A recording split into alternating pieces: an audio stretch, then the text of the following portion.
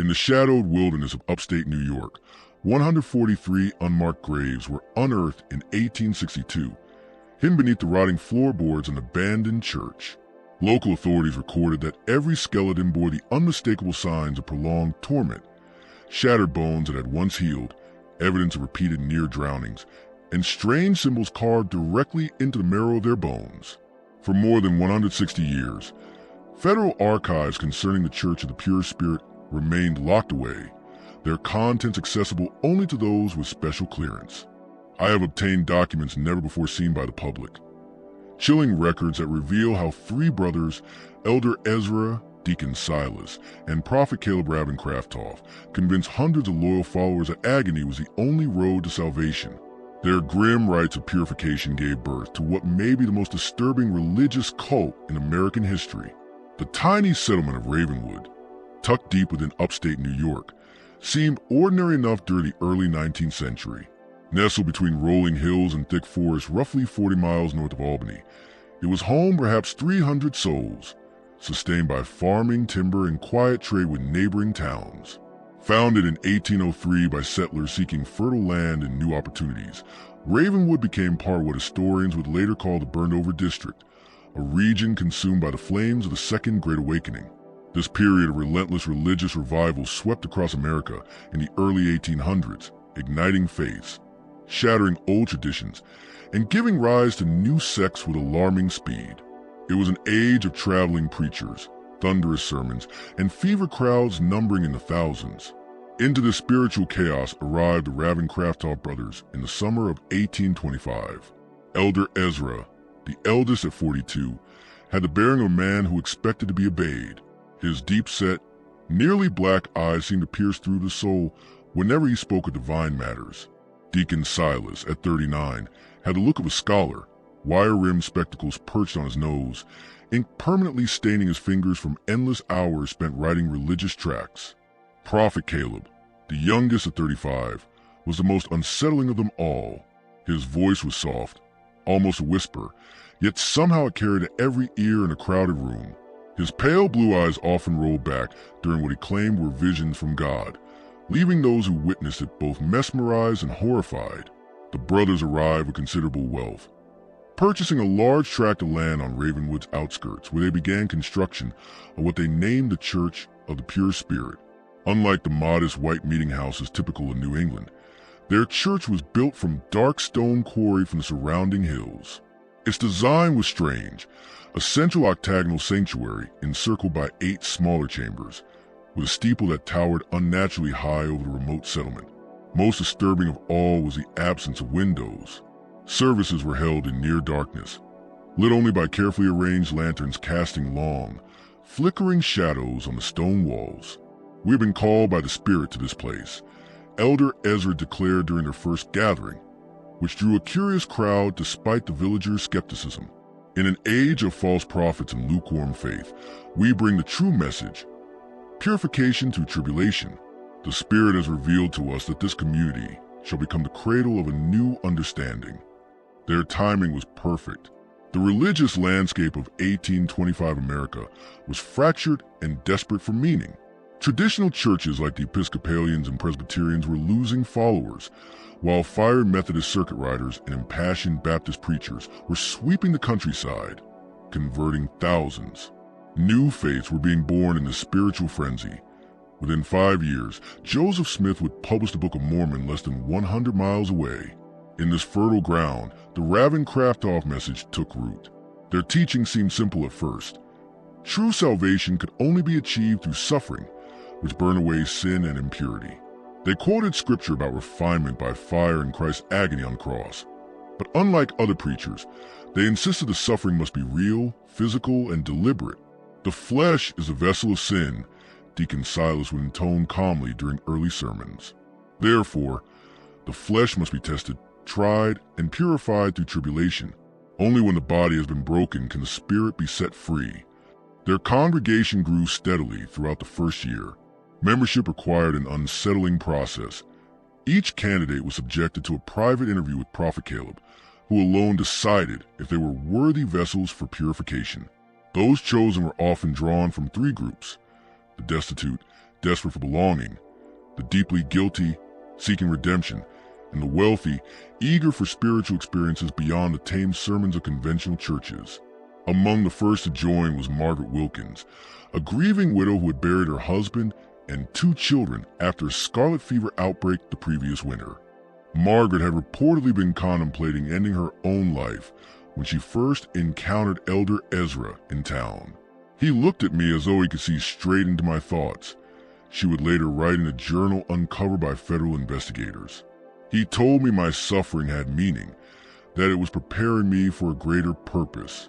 For the first time since burying my family, I felt something other than despair. By 1827, the Church of the Pure Spirit had grown to nearly 100 members. Some built simple homes clustered around the stone church, while others continued living in Ravenwood, but spent nearly every waking hour on the church grounds. The Ravencroft brothers urged their flock to surrender property and savings, warning that worldly attachments shackled the spirit and prevented true elevation. Those deemed most devoted were invited to become vessels of the Spirit, a special rank that required them to endure increasingly harsh rites of purification. At first, these ceremonies seemed merely ascetic. Extended fasting, nights spent in endless prayer, and ritual immersions in icy water, symbolizing the drowning of the sinful self. What outsiders did not realize was how carefully the Ravencrofts were escalating these practices. Like the proverbial frog in slowly boiling water, the followers were conditioned to accept more and more pain without recognizing the danger they were in. By 1829, when construction began on a labyrinth of chambers beneath the church, the brothers had achieved total control over the lives, thoughts, and very bodies of their congregation. The stage was set for darkness to descend on Ravenwood. As Prophet Caleb reportedly told his brothers during a secret meeting later documented in federal reports, the sheep have been gathered. Now begins the true work of the shepherd. The people of Ravenwood would soon learn that the Ravencroft definition of shepherd had little to do with protection and everything to do with sacrifice. Historians now point to a single date as a moment when the Church of the Pure Spirit crossed the line from eccentric religious commune to something far more sinister. December 21st, 1829, the winter solstice, the longest night of the year. What happened that night was later referred to in secret church records as the First Ascension and became the template for horrors that would follow. That morning, Elder Ezra announced that Prophet Caleb had received a divine vision. Every member of the congregation was summoned to the church for a revelation that would usher them into the next level of purification. As night fell and the temperature plunged below freezing, nearly 150 believers gathered inside the windowless sanctuary. The only light came from 12 great candles placed at precise points along an enormous spiral carved into the wooden floor, all converging on a raised central platform. Thomas Hartford, a blacksmith who had joined the church only 6 months earlier, later escaped and provided chilling testimony about what followed. According to Hartford, Elder Ezra's voice thundered through the room with a feverish intensity.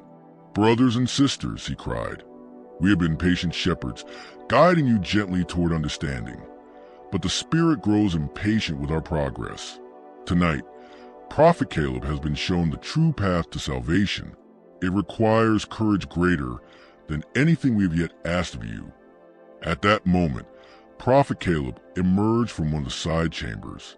Witnesses describe him as appearing almost inhuman, his skin waxy and pale, his movements unervingly jerky, his eyes rolled back until only the whites were visible. He began to speak in what he claimed was the tongue of angels, a series of guttural growls and shrill, inhuman wails that echoed off the dark stone walls. After several minutes, he collapsed violently to the floor. When he rose again, he spoke with unnatural calm, but with a cadence so hypnotic that many present later said they felt unable to look away. He announced that the Spirit had chosen 3 members for the honor of the First Ascension: Sarah Pembroke, Michael Collins, and Rebecca Winters. The 3, all relatively new converts, were led to the central platform by Deacon Silas. What followed, Hartford testified, was a ceremony unlike anything I believe possible among civilized people. The chosen were stripped down to their undergarments despite the freezing cold. then bound to wooden frames shaped like inverted crosses. Elder Ezra addressed the congregation, explaining that this was not an act of blasphemy but a sacred symbol. The reversal pride into humility, comfort into pain, life into death, and ultimately rebirth. What came next would be remembered as the 7 trials of purification. First came the trial of air, during which wet cloths were pressed over the victims' faces, while water was slowly poured over them, forcing them to the brink of drowning. Then came the trial of earth, when soil from the church grounds was packed tightly around their bodies, burying them up to the neck. The trial of fire followed, as heated metal was pressed against their skin in deliberate patterns, searing their flesh. The trial of water saw them repeatedly plunge into barrels of icy water until they fell unconscious, only to be revived again and again. Hartford's testimony grows fractured and frantic when he describes the final 3 trials. Hartford later admitted he could not clearly recall the final 3 trials. He confessed to vomiting and nearly fainting during the proceedings. What is clear from multiple testimonies is that throughout the ordeal, the 3 chosen victims were urged to welcome their torment as a divine gift. Each time they screamed, the congregation was instructed to chant in unison, "Through suffering comes purity. Through purity comes elevation." The most unsettling detail was the congregation's reaction. According to Hartford, while some wept or averted their eyes, many watched with shining faces, as though witnessing a holy revelation. Some even smiled. The Ravencrofts had spent years conditioning their flock to associate agony with salvation, and now that conditioning bore its final, terrible fruit. By the time dawn's first light crept through the cracks in the sanctuary roof, the 3 victims hung limp on their inverted frames, barely conscious but still alive. Elder Ezra proclaimed that they had been fully cleansed of sin and were now ready to be filled with the pure spirit. What happened next haunted every witness for the rest of their lives. Prophet Caleb approached each victim in turn, placed his hands on their heads, and whispered in their ears. Witnesses claimed that the victims suddenly convulsed so violently that bones could be heard breaking. Their bulging, bloodshot eyes flew open, and they began to speak, or perhaps shriek, in the same eerie language Prophet Caleb had uttered earlier. By sunrise, all 3 were dead.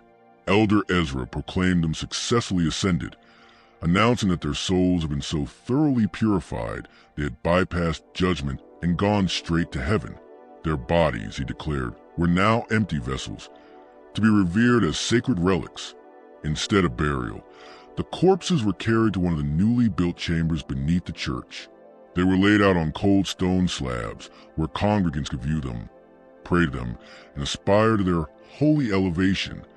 According to church records later seized by authorities, these 3 were only the first of what would eventually become hundreds of bodies entombed in the catacombs beneath the Church of the Pure Spirit. The morning after the first ascension, several shaken congregants quietly fled Ravenwood.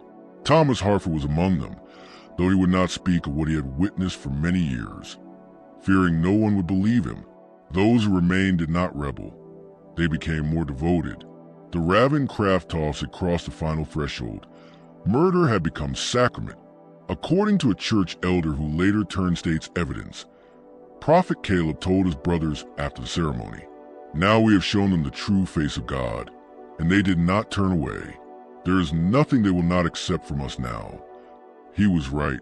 The first ascension marked only the beginning.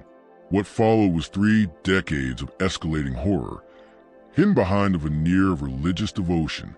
Between 1830 and 1845, the Church of the Pure Spirit evolved into a machine of death and fanaticism. The Ravencroft brothers refined their rituals, perfected their theology, and spread their influence carefully and deliberately. To outsiders, they presented a picture of respectability. They spoke at revival meetings, donated to orphanages, and participated in community causes such as temperance societies. But beneath the church, hidden from the world, their power deepened. The underground cellars expanded year by year, until by 1835 they formed an entire labyrinth, the catacombs, as the inner circle called them. There were chambers for every stage of the process. The chamber of preparation where candidates for elevation were kept in total isolation for days. The Chamber of Trials, where the 7 purifications were performed.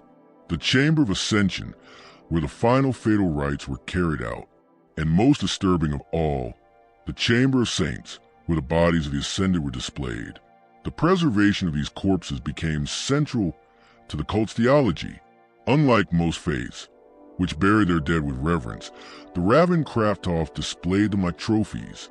Some were mummified using crude methods learned from medical texts. Others were stripped to bone, their skeletons meticulously cleaned and wired together, posed in scenes of kneeling prayer or grotesque ecstasy. Elizabeth Carver, who joined the church in 1832 and escaped in 1844, gave some of the most detailed descriptions of the catacombs. "The smell was the first thing that struck you," she recalled. "A sweet, rotting odor that clung to your hair and skin. The walls were lined with skulls, their empty sockets watching as you passed. The saints were posed in groups, as if in mid-prayer, some smiling, some weeping. You could not look at them for long without feeling that they were still alive, waiting." Her testimony, along with Hartford's, would later form the backbone of the federal investigation that finally brought an end to the Church of the Pure Spirit. But not before its dark work claimed hundreds of lives. "The smell was the first thing that struck you," Carver told federal investigators. "Not the stench of decay, as you might expect, but a heavy chemical reek, turpentine, alcohol, and something sweet I couldn't name. The brothers called it the perfume of sanctity.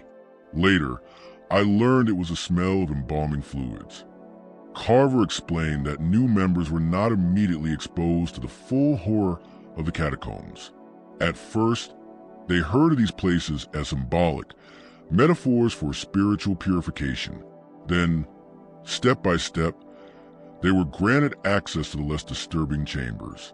Only the most loyal were eventually allowed to witness the rituals firsthand, and by then, indoctrination had worked its spell. "By the time you saw the Chamber of Saints," Carver said, "with dozens of bodies arranged like some terrible congregation, you no longer felt fear. You saw beauty. I remember falling to my knees, sobbing with what I thought was holy joy the first time I entered. Now, those tears haunt me." The number of so-called elevations increased steadily. In 1830, church records, later seized by investigators, showed just 2 ceremonies claiming 5 lives. By 1835, they had become quarterly events, each taking 2 to 4 victims. And by 1840, monthly rituals were standard, with special ceremonies on solstices and equinoxes, often requiring even larger numbers of victims. At first, the Ravencrofts targeted those who would not be missed: widows, drifters, orphans. But as their confidence grew, they turned inward, selecting from their own congregation. This was presented as the highest honor a family could receive.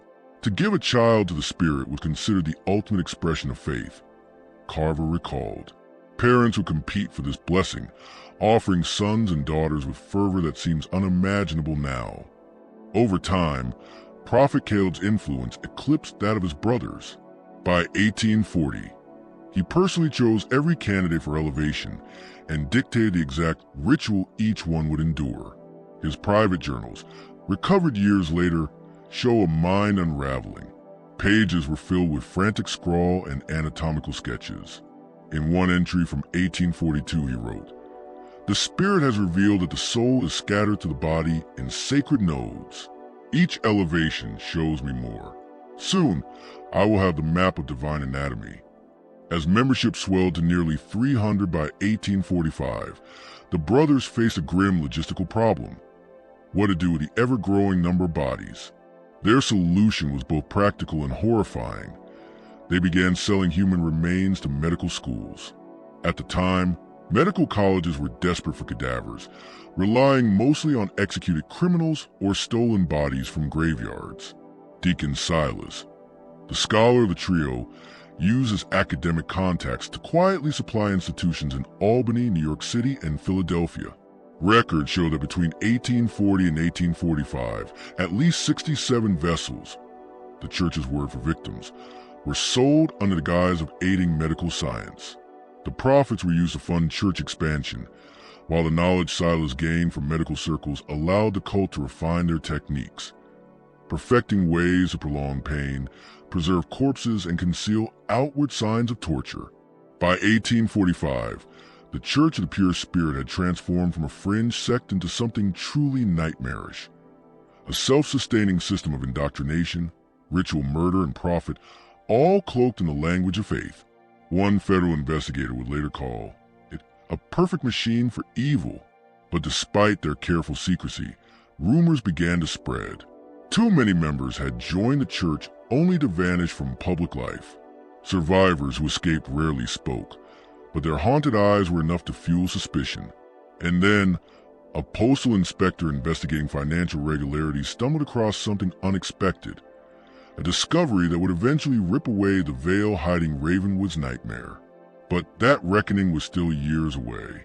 For now, the Church of the Pure Spirit continued its dark work, murder recast as holy ritual, its followers worshiping death itself.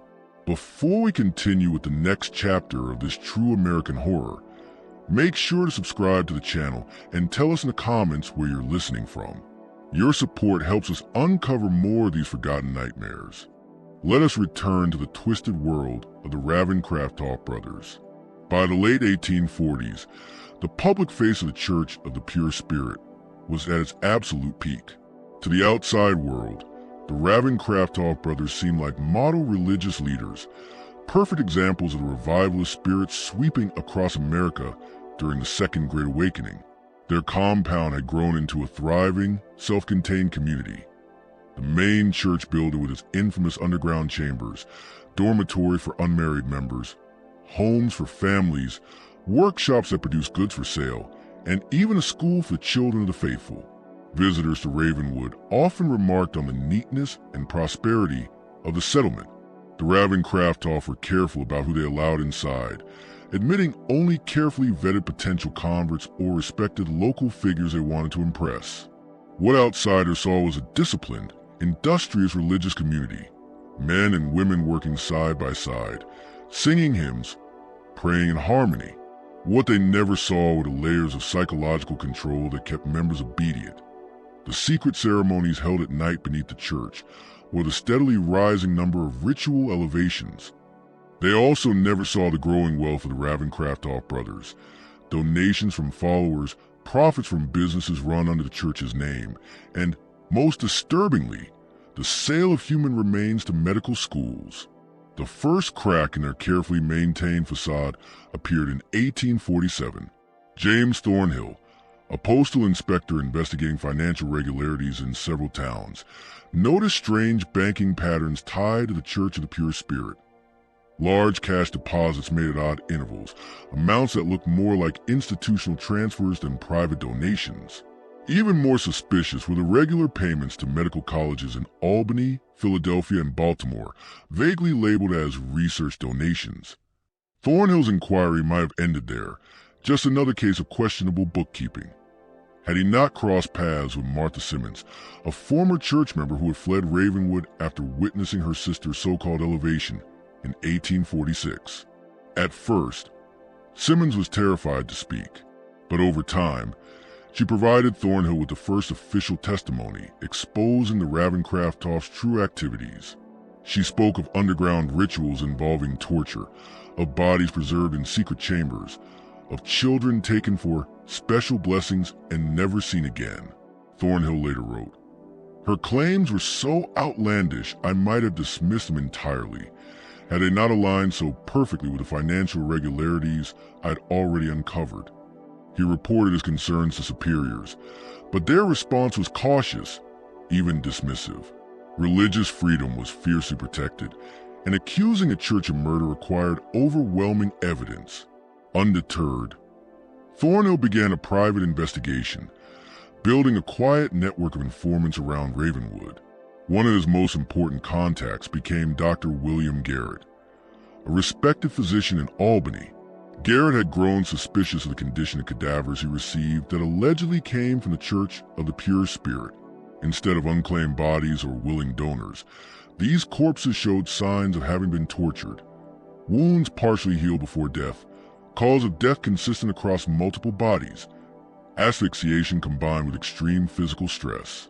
In 1850, Garrett secretly passed Thornhill detailed medical reports on 7 such bodies, providing the first scientific evidence that something horrific was happening in Ravenwood. Even so, authorities hesitated to act. Then came the event that changed everything.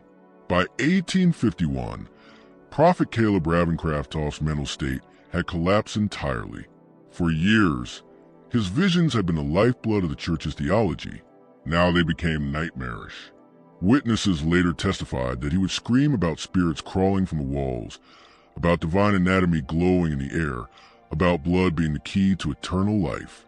Elder Ezra and Deacon Silas tried to keep up appearances, telling the congregation that Caleb was in deep communion with the Spirit. In reality, they locked him away in a special room in the farthest corner of the catacombs, where no one could hear his outbursts.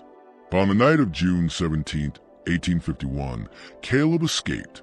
Naked, delirious, and covered in self-inflicted wounds, he stumbled into Ravenwood's town square, where locals were gathered for a summer celebration.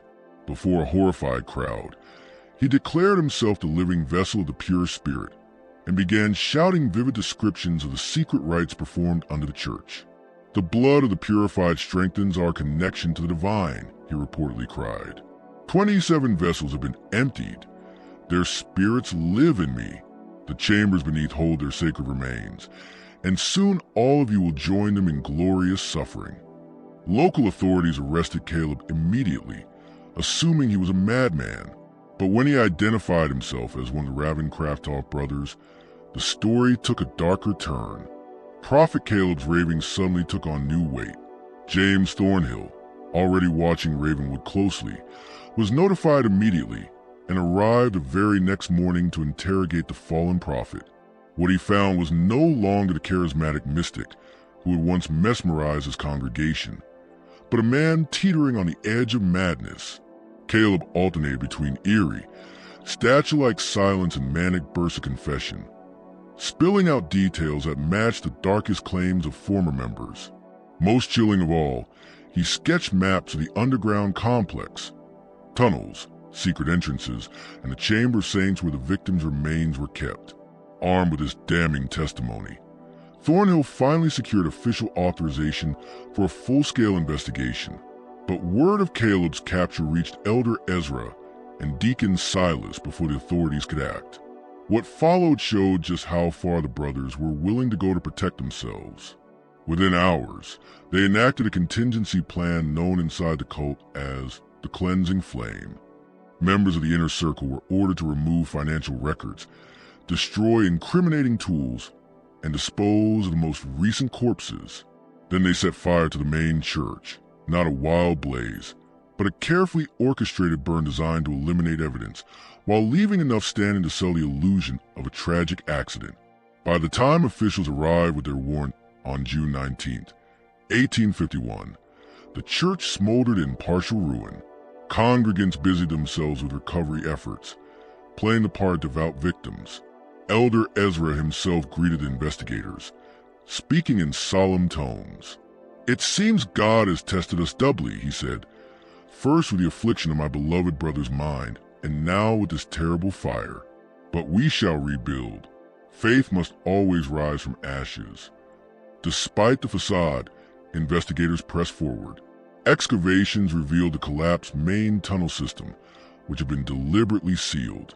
After days of work, the chambers below were finally opened, partially flooded, stripped bare in many places, but not entirely empty.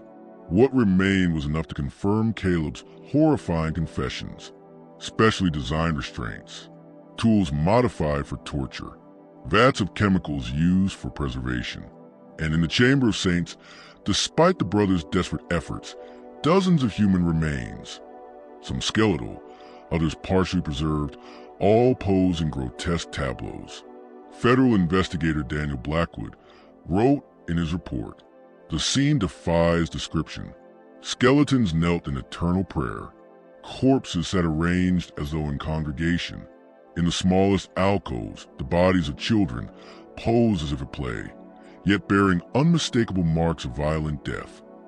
Even the most hardened investigators were shaken.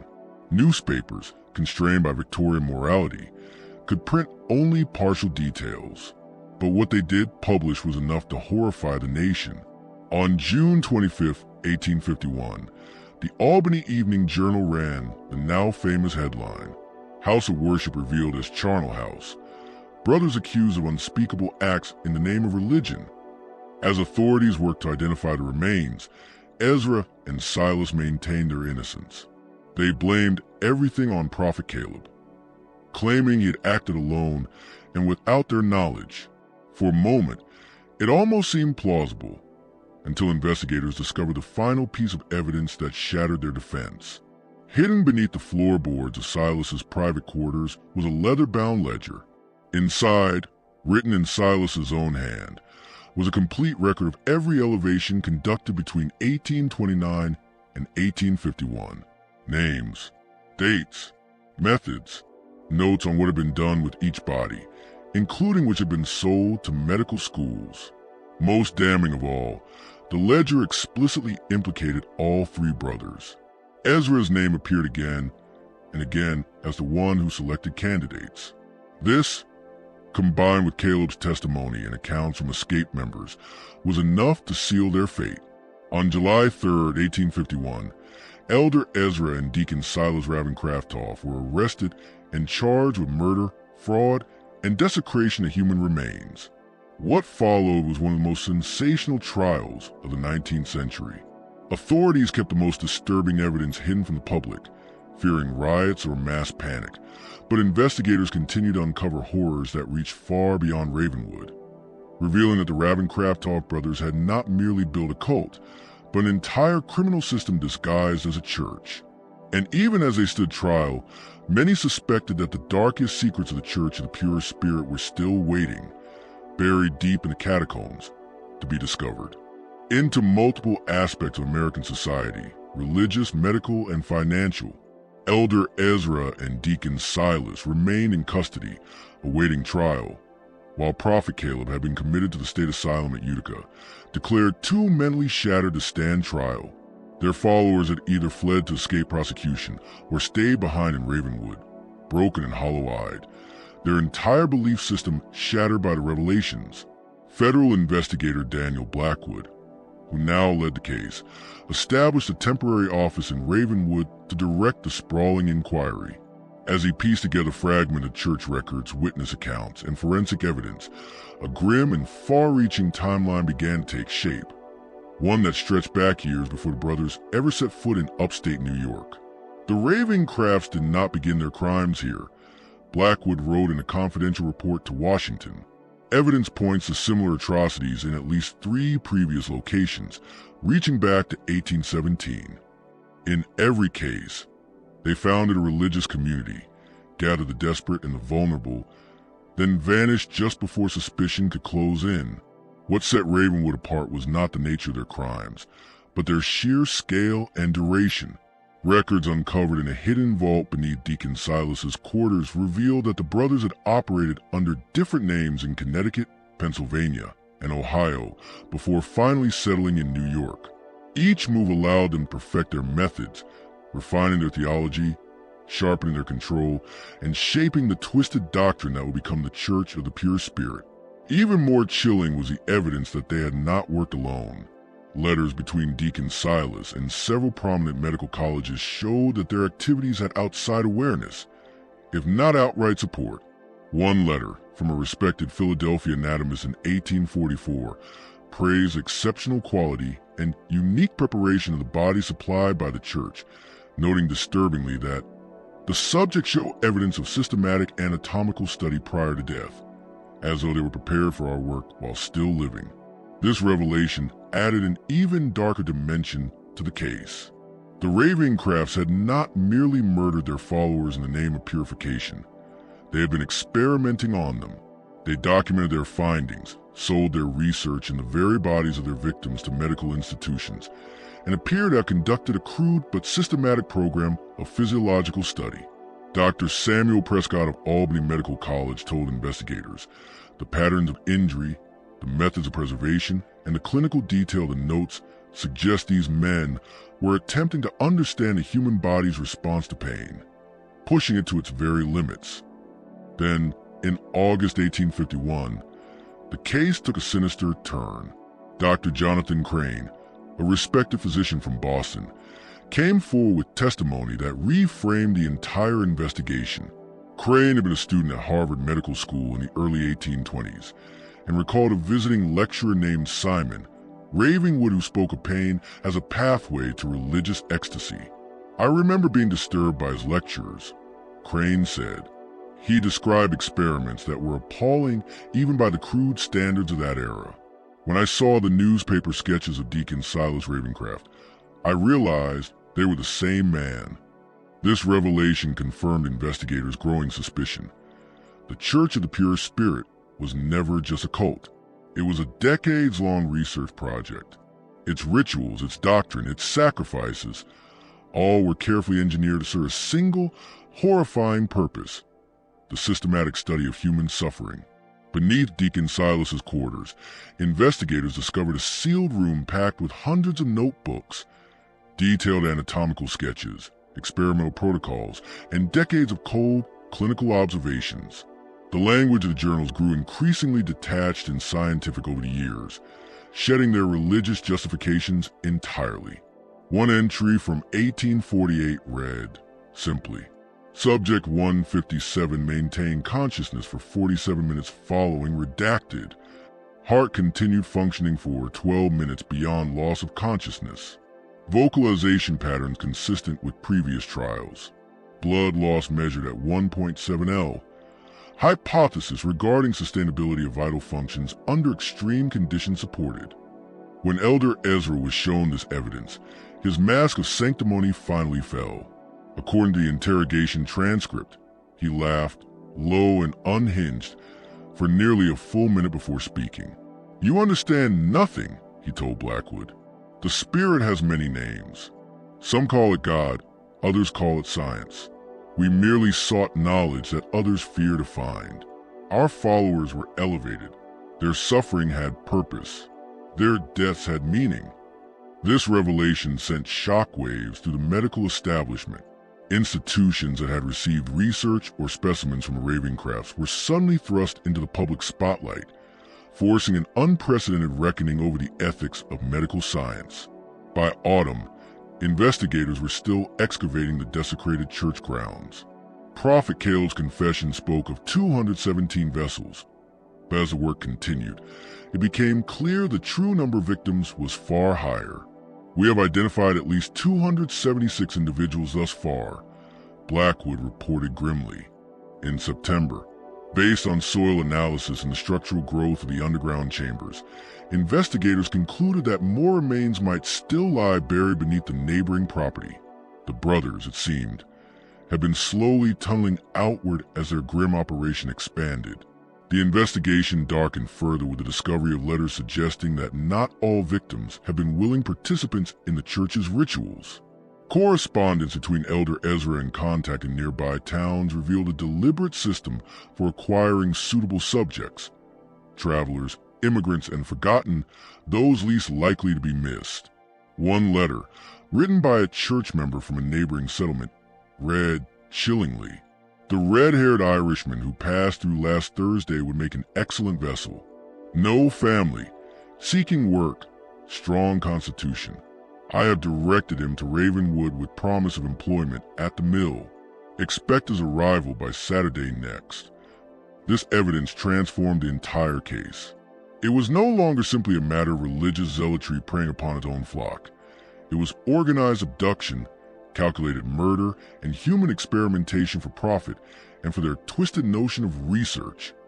The implications were staggering, not only for the scale of the crimes, but for what they hinted at: a wider network of accomplices and enablers who would help sustain the operation for decades. Just when authorities thought the depths of the horror had been fully plumbed, Ravenwood offered up yet darker revelations. If this story chills you to the bone, share it with a friend who loves true dark history. Like this video to support our work. And subscribe so you don't miss what comes next, because the next discovery would uncover the most dreadful chapter yet. That breakthrough came in October 1851, when investigators finally located Samuel Parsons, the church's former accountant, living under an assumed name in western Massachusetts. Parsons had served from 1835 to 1849 before abruptly disappearing. Under immunity, he explained why. "I believed I was managing donations and legitimate business transactions," he testified. "But when I discovered entries for specimen preparation and research grants that matched disappearances among the congregation, I began keeping a secret ledger. When Elder Ezra found out, I was scheduled for special prayer counseling. By then I had learned that meant elevation. I fled that night with nothing but the clothes on my back."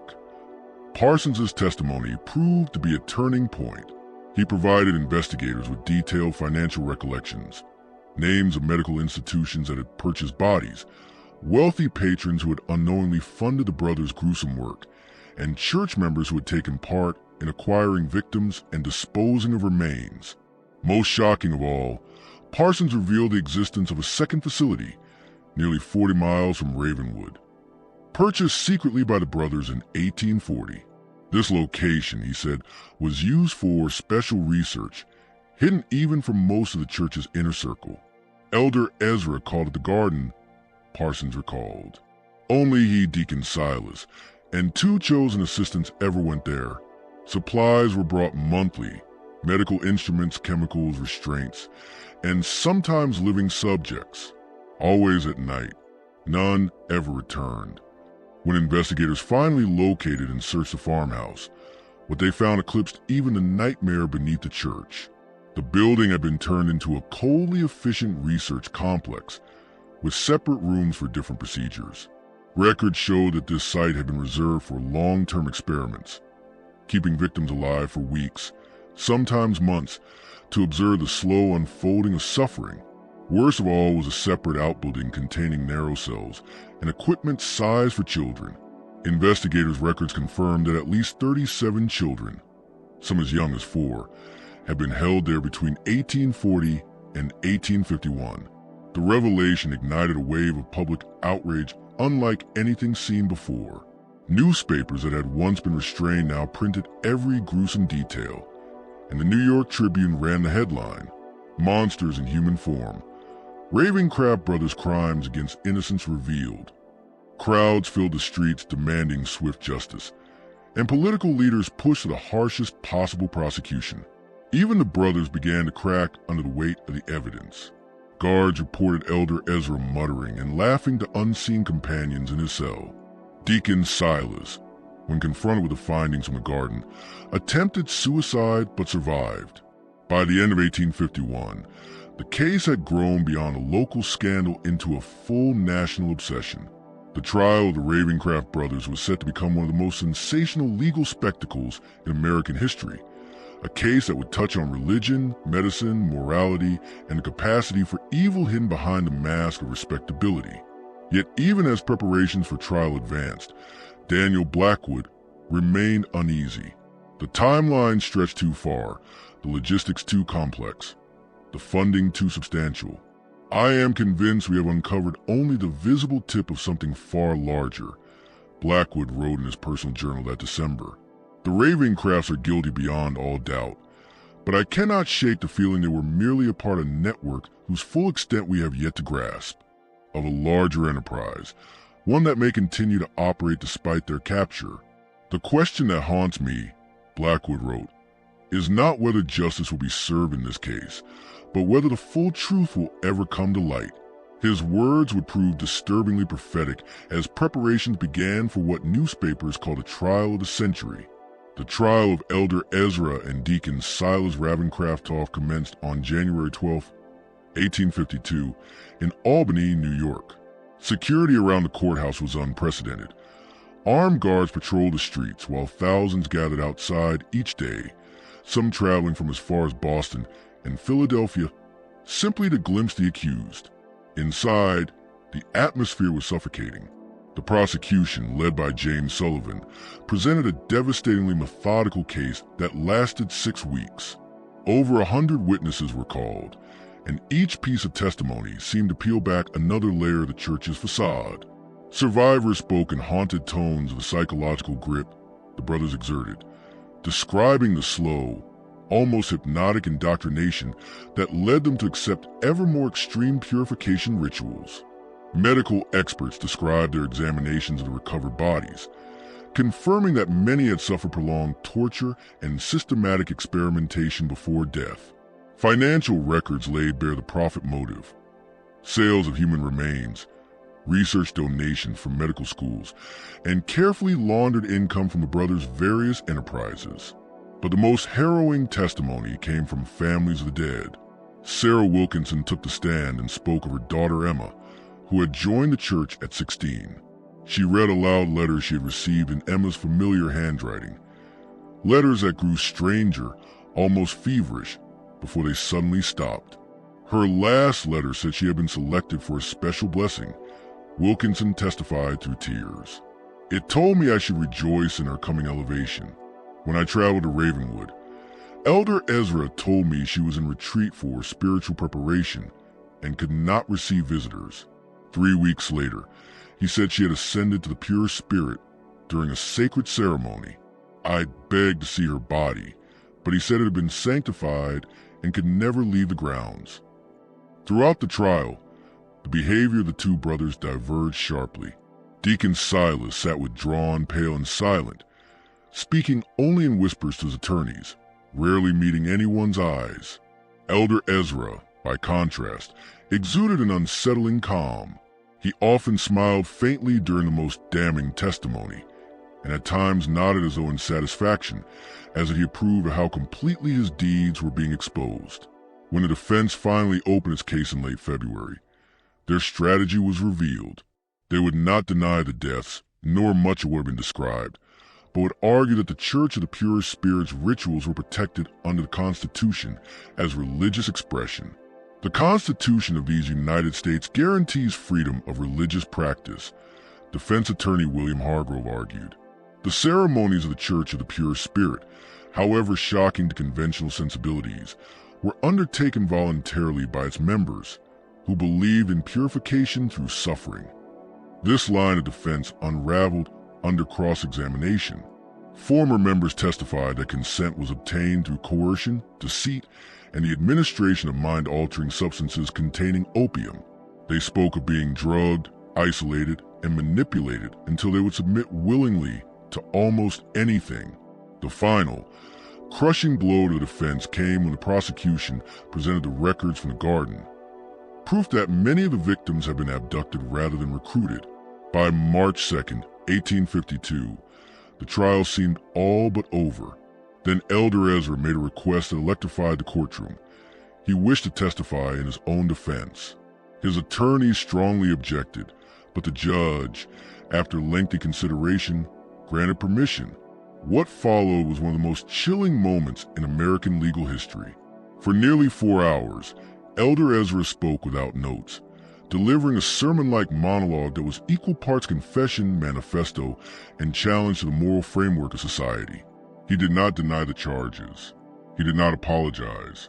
Instead, he laid out a philosophy that blended religious mysticism with cold, clinical rationalism. "Death comes to all," he told the hushed courtroom. "We merely gave it purpose.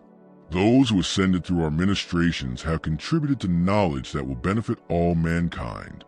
Their suffering was temporary. Their contribution is eternal." The room was silent except for the scratching of pens as reporters tried to capture every word. Ezra spoke of pain as the purest form of consciousness, of death as a transition of energy, and of his victims as willing participants in the greatest scientific and spiritual endeavor of our age. When prosecutor James Sullivan asked specifically about the children found in the garden, Ezra's response sent a visible shiver through the gallery.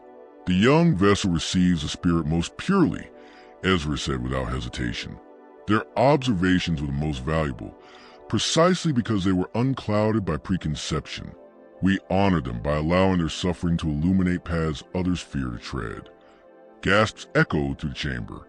Suddenly, a man from the gallery, later identified as Harold Winters, whose young son had vanished after a church service in 1847, lunged at the witness stand with a concealed knife. He was restrained by court officers before reaching Ezra, who had not moved an inch.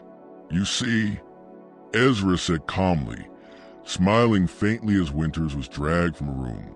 Even now, the mere suggestion of truth provokes violence from those too limited to comprehend it. This has always been a response to those who dare to push beyond the boundaries of ordinary knowledge. Deacon Silas declined to take the stand. His lawyer offered only a brief plea for mercy, claiming that Silas had acted under his brother's powerful influence. The prosecution's closing argument emphasized the deliberate, systematic nature of the brothers' crimes and warned the jury that to accept the defense's argument would be to place every person in America at risk from any religion that chose to mask its atrocities behind sacred language. The betrayal of both religious faith and scientific principle their actions represented. The jury deliberated for less than 3 hours before delivering a unanimous verdict: guilty on all counts. On March 10, 1852, Judge William Blackwood pronounced sentence. "Your crimes are an offense not only against the law," he said, his voice cold, "but against God, against humanity, and against the very moral foundation upon which civilized society stands." The Ravencroft brothers were condemned to death by hanging, the execution scheduled for April 15th. But fate had other plans. Prophet Caleb, still held in the Utica Asylum, died suddenly on March 20th. Official reports claimed nervous exhaustion, but whispers spoke of suicide or murder by attendants unwilling to see their asylum associated with the dark scandal. Then, on the night of April 7th, fire consumed the Albany jail. When the flames were finally quenched, 3 inmates and 2 guards were dead from smoke inhalation. Among the charred remains was a body identified, hastily, by a few scorch rings, as Deacon Silas Ravencroft. Elder Ezra was nowhere to be found. What followed was the largest manhunt in New York State history. Federal authorities scoured the countryside, plastering wanted posters from Boston to Chicago to Montreal. Sightings poured in, but each one proved false, and as the weeks passed, doubts began to grow. The identification of Silas had been rushed. The corpse was too badly burned for certainty. Judge Blackwood himself noted in a confidential report, "The timing and nature of the fire suggest planning. The possibility must have considered that both brothers escaped, with one corpse misidentified as Silas and another prisoner left unaccounted for." Suspicion deepened when investigators uncovered that $30,000 had been withdrawn from a church account just 2 days before the blaze by a man resembling Jacob Thornton, one of the brothers' most devoted followers. Thornton had vanished shortly after their arrest. Then came the murders. In June 1852, Dr. Edward Mitchell of Baltimore, one of the physicians who had once purchased specimens from the church but had later cooperated with investigators, was found dead in his home. His body was positioned exactly like the elevated victims of the church's rituals. Pinned to his chest was a note: "The Spirit sees all who betray its work." Within a year, 2 more doctors met the same fate. Each was found posed the same way. Each bore a similar note. Panic spread among those connected to the trial. Some fled the country. Others took up arms. But no one was ever arrested. By 1854, the investigation was quietly scaled back. Elder Ezra was presumed to have fled the country.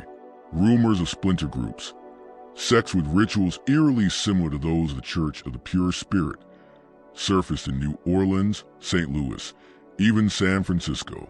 None led to Ezra's capture. Judge Blackwood, though reassigned to other cases, never let go of the mystery.